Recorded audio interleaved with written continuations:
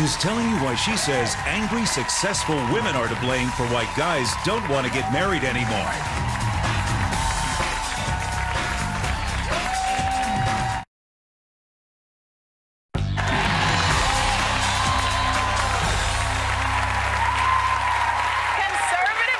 Suzanne Venker had head spinning last week with a provocative article claiming successful women are waging a war on men that has resulted in lazy guys who aren't interested in marriage. And angry, powerful women who are still playing the victim. We got to hear about this. Please welcome Suzanne Venker. Hey, Suzanne, welcome to the show.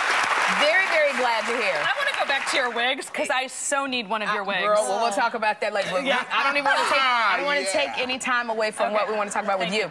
In your article, "The War on Men," you blame women for the existence of lazy men, and you say, and you also say that because of a lot of women, there are far fewer men today that want to get married. So why are you blaming women? Why is it our fault that they're lazy? So what I've done here is basically, I'm asking women to sort of shine a spotlight on what's been going on in the last 40 years. We talk a lot about the rise of women and how men need to so-called man up or step up to the plate or what have you. And what I'm saying is, you know, today's generation of women are being raised very differently than any other generation before them. They're told to never depend on a man, sort of to do this, you know, I am woman, hear me roar.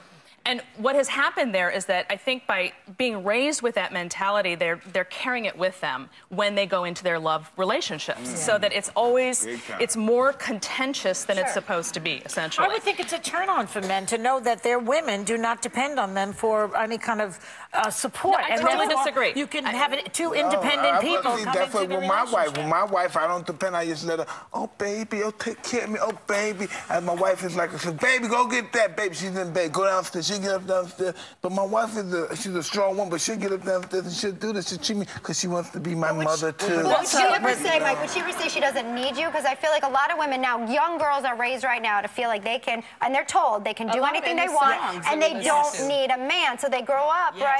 And they don't need, like, I do okay, right? But I need my man. And I like my man. So that word is the wrong with critical that? word. It's the word need. There isn't anything wrong with that. That's my point.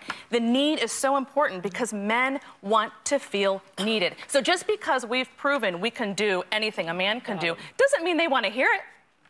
Yes, but that's all well and good. But let's talk about women who have been in that position, say like in the 50s, whose husbands decided, you know, they didn't want to be there to be needed, who dumped their wives and went somewhere else and left these women to try to figure out how to keep going. Now, the reason that, the reason women have come up the way they have is so they don't have to find themselves at 40 years old, unable to write a check, unable to check how things get done. This was an entire generation of women that said no more. That's why this came about. It had nothing to do with making men... it wasn't about that. You know, it was about making sure that you as a woman knew how to take care of yourself, which most women were not taught. God bless the child that's got his own. Right, So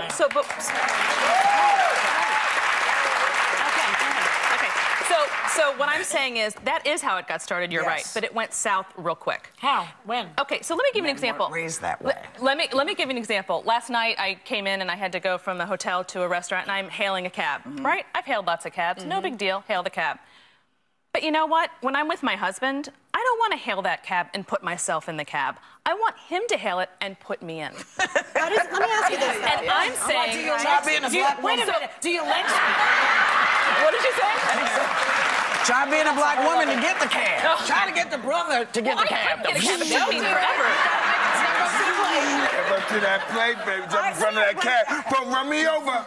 Get in, baby. Shouldn't by evolution, right? If the mouse is running faster, shouldn't the cat get faster too? So what's going on with the men? If the women are doing more and accomplishing more and more independent, why is there something going on there that we're not aware of? So the keeping up concept is what's concerning me because it puts.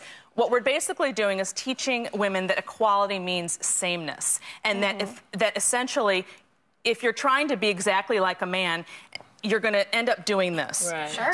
So what we don't want to do for if we're going to have lasting love for our marriage, whatever the case may be, is we need to be a little bit more vulnerable. We need to allow that femininity and the masculinity to to do its thing. You know, it's yin and yang. So if you can fix a tire, don't say you can do it. Is that what you're driving at here? Maybe not. I think maybe you don't. Maybe wait a minute. What about? So this is about. What about men and women and women? Then how does this? Does your sort of approach here apply there as well?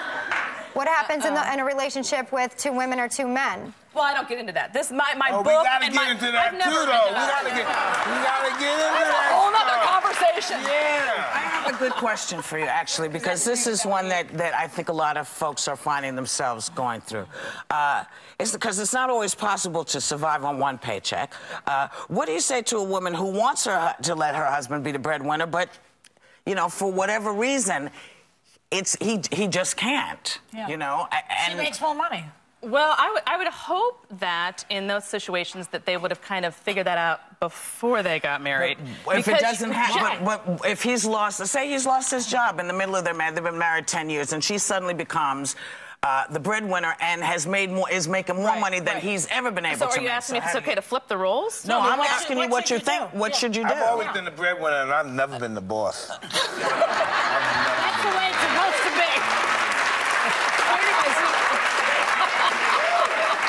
That is correct. See, and the truth is, women always had the upper hand. Even if they're, like you said, he says he's the breadwinner, he's not the boss. Women do run the roost. They run it whether or not they're making money or not. They are the keepers of the home. If I was left to run it, it would be disaster. So then what are you saying then? We should pretend that we're not running the show? Yes. I don't understand. That's what you've been doing all your time. You've been doing this all your life. Listen, if I was that good an actress, I'd get an Oscar.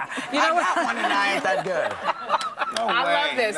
We definitely need more. This is a very, very hot button. I can't believe y'all got me here on this date.